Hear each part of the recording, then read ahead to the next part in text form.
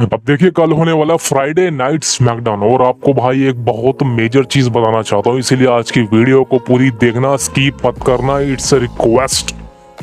अब देखिए सबसे पहले बात करें स्मैकडाउन के बारे में। देखिए स्मैकडाउन एक वो ब्रांड है जो 2 घंटे का ब्रांड है और हमेशा से ही बैंगर डिलीवर करता है। और स्मैकडाउन की व्यूअरशिप भी भाई सही कहूँ तो बहुत अच्छी आती है, मेजर आती है। दिस इज वाई कल स्मैकडाउन बहुत ही ज्यादा इंपॉर्टेंट शो है, बिकॉज कल यहाँ पे नंबर 1 चीज स्मैकडाउन होने वाला है वो है मैडिसन स्क्वायर गार्डन यानी कि MSG अरीना। बहुत बड़ी, बहुत ही ज्यादा फेमस अरीना है न्यूयॉर्क की, USA की। भाई MSG के बारे में सुना ही होगा आपने, बहुत सारे डब्ल्यू कंपनी ने वहाँ पे अपने PLEs इवेंट्स की हैं, रोज स्मैकडाउन की हैं, शोज किए हैं बड़े बड़े।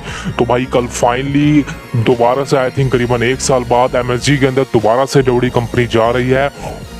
और this is a major point because कल स्मैकडाउन में एक बहुत मेजर सेगमेंट है, ये है none other than the bloodline acknowledgement ceremony. अब देखिए आपको पता है कि हमेशा से जब भी ब्लड लाइन की एक्नॉलेजमेंट सेरेमनी होती है कुछ ना कुछ मेजर होता है, चाहे वो रोमन रिंग्स के समय में हो चाहे वो अभी के समय में, because last week Jacob Fatu का एक मेजर डेब्यू हुआ है और भाई एक डिस्ट्रक्शन फैलाई है जो उस बंदे ने, उसके बाद से ये एक आफ्टर मैथ होने वाली है after Jacob फाटू debut in WWE after joining the bloodline। अब देखिए लास्ट वीक जब जेकब फाटू ने अपना डेब्यू किया था तो भाई कोडी रोड्स, रेंडी ओटन, केविन ओवेंस तीनों को धूल चटा दी थी भाई। कोडी रोड्स जो कि अनडिस्प्यूटेड चैंपियन थे उनको भी उन्होंने टेबल पे जाके मारा भाई, सोचो। और एकदम से सोलो सिकोआ की छाप यानी कि सोलो सिकोआ को पूरी तरह से ओवर शेडो कर दिया जेकब फाटू ने।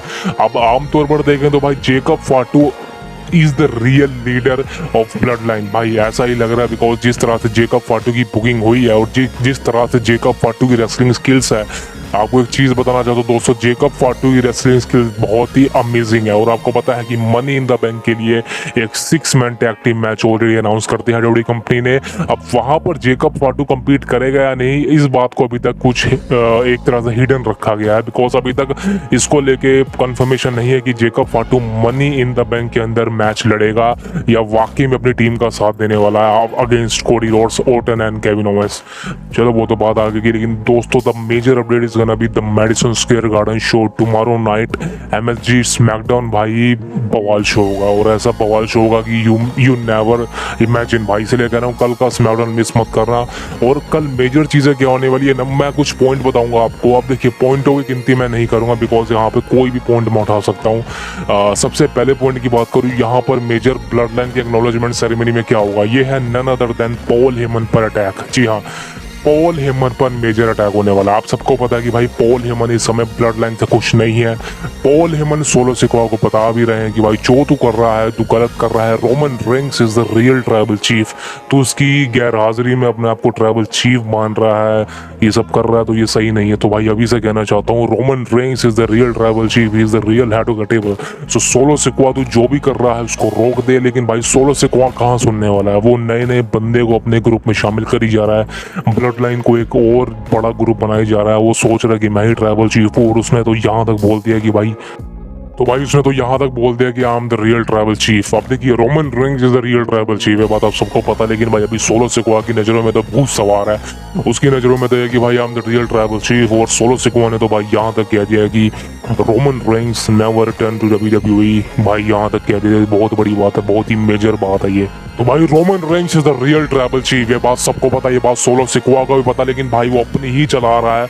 और this is the main reason कि भाई ये कल मैडिसन स्क्वायर गार्डन के अंदर भाई MSG अरीना के अंदर पॉल हेमन पर मैसिव अटैक करने वाला है। देखिए सबको पता है कि भाई समर स्लैम बहुत नजदीक आने वाली है और रोमन के रिटर्न के चांसेस बढ़ते ही जा रहे हैं। रोमन का रिटर्न समर स्लैम में कंफर्म है, होगा ही होगा। और उस चीज को करने के लिए भाई रोमन के सबसे करीबी इंसान यानी कि पॉल हेमन उनके वाइज मैन पर जब एक ब्रूटलाइज अटैक करेगा सोलो सिकोआ, तब रोमन रेंज का गुस्सा और बढ़ेगा।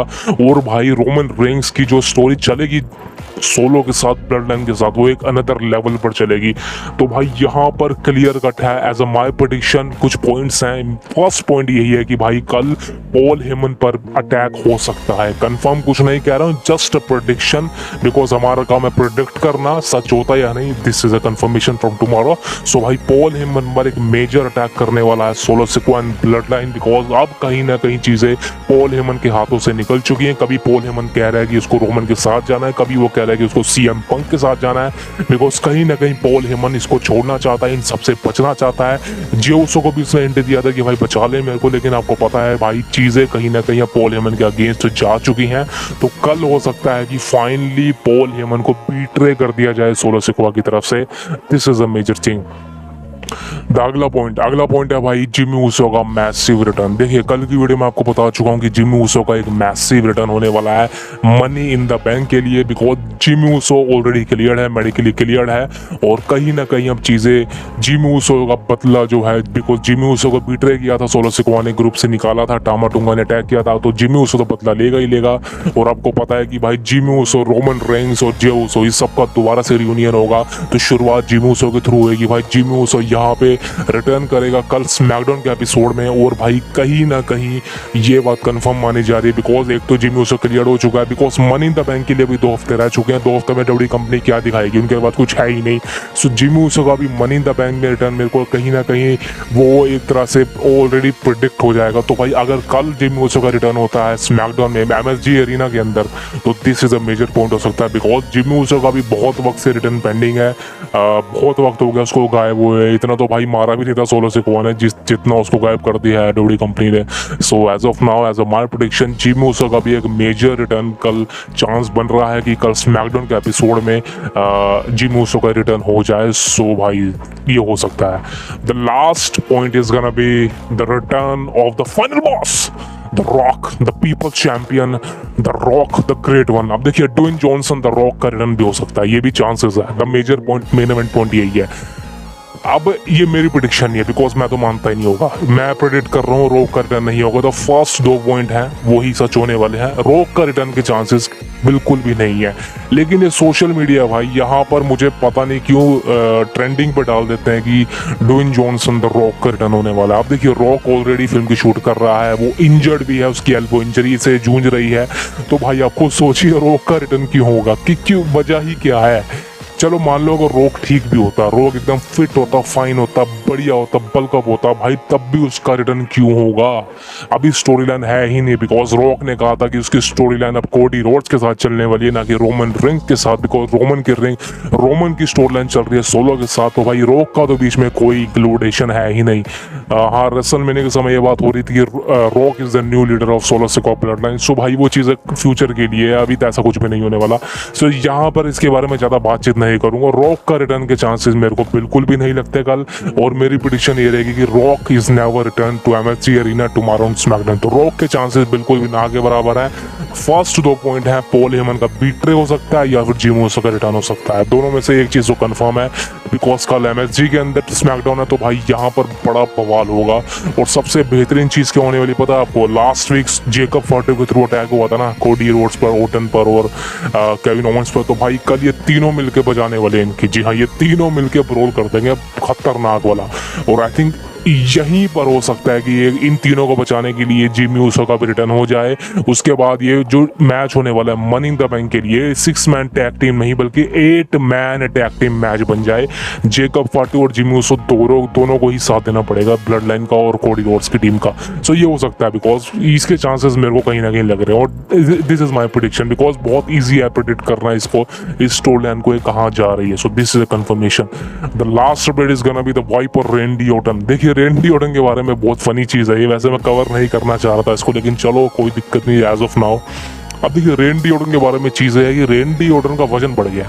अब भाई ओटन का वजन बहुत सालों पहले 2035 पाउंड था, यानी कि लगा लीजिए आप 110 किलो के आसपास।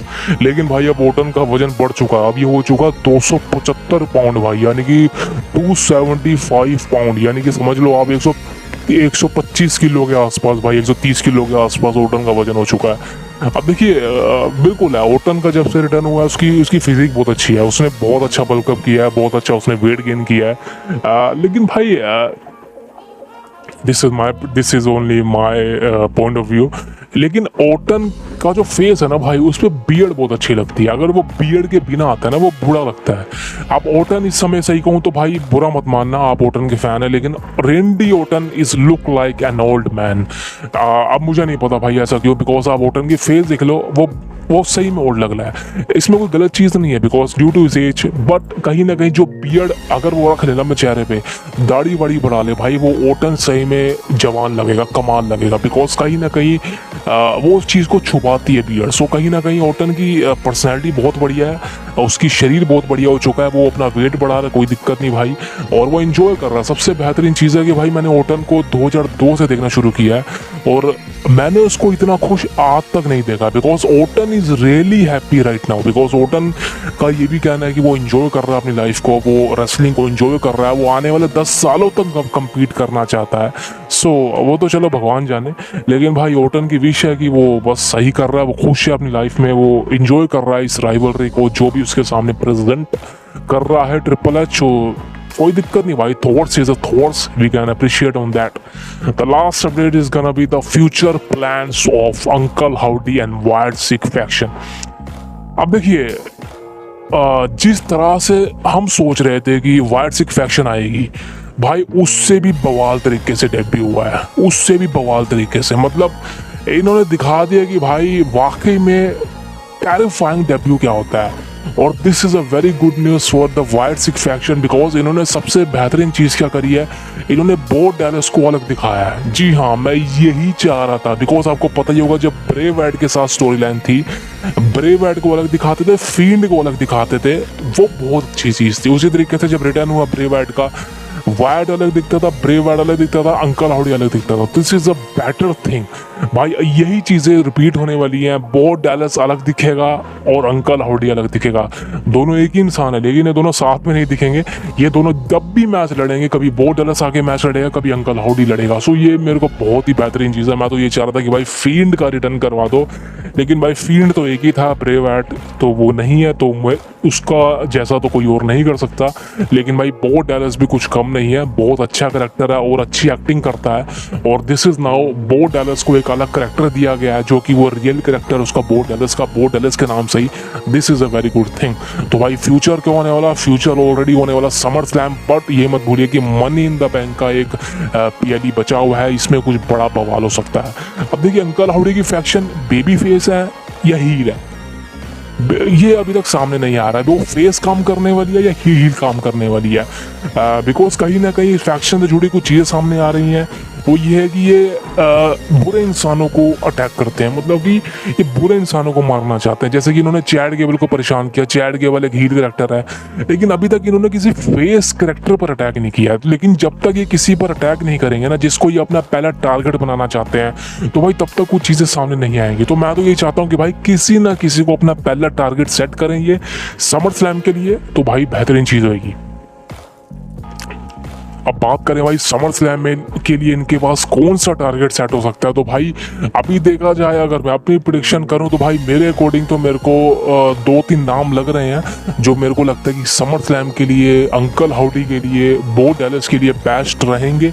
नंबर 1 पर रखूंगा मैं शेमस को, द केल्टिक वॉरियर शेमस को। जी हाँ, शेमस बेटर एक विक्टिम बन सकता है अंकल हाउडी की फैक्शन के लिए। अगर शेमस बनता है तो कोई दिक्कत नहीं होगी, बहुत अच्छा है, रेसलिंग अच्छी करता है, वो बेहतरीन हो सकता है। दूसरा नाम चैड गेबल भी हो सकता है, लेकिन दोस्तों चैड गेबल की स्टोरी लाइन ऑलरेडी जो है वो ओटिस के साथ चलेगी। ओटिस के साथ इसका मैच होगा समर स्लैम में, तो इसके चांसेस तो बहुत कम लगते हैं। लेकिन due to his attack, his interaction with Wyatt Sicks faction, इसलिए मैंने इसका नाम सजेस्ट किया। अगला नाम ब्रॉन ब्रेकर का भी हो सकता है, बिकॉज आपको पता ही होगा ब्रॉन ब्रेकर एक हील करेक्टर है, और आपको पता है कि मनी इन द बैंक के लिए टोरंटो के अंदर एक मैच है आईसी चैंपियनशिप का, सैमी ज़ेन डिफेंड करेगा against Bron Breakker.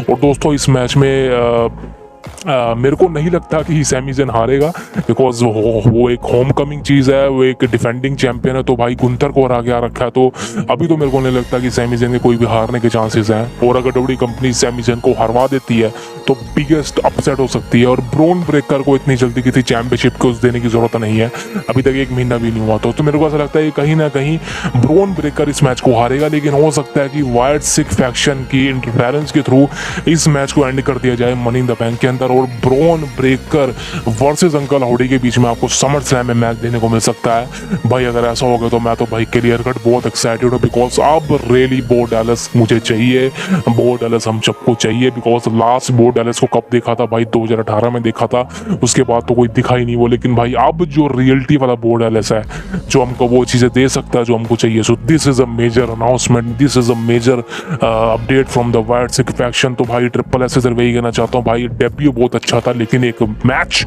The first match of white sick amazing बना दे भाई, बवाल बना दे। सो दोस्तों this is all the news from today. मैं सिर्फ ये कहना चाहता हूँ भाई आपके लिए मेहनत करते हैं और किस लिए वीडियो बनाते हैं यार, हमारे को क्या पड़ी है यार, सिर्फ वीडियो बनाना हमारा काम है, इसलिए कह रहा हूँ भाई आपके लिए वीडियो बनाते हैं।